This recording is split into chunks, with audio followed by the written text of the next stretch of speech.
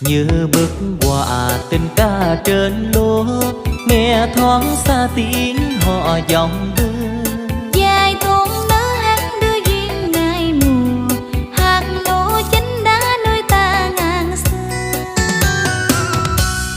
Con nước rồng rồi con nước lớn, anh với em ở cùng một phố. Thời gian đã bước chân quen đường mòn, lòng mơ ước hai đứa vui duyên tròn.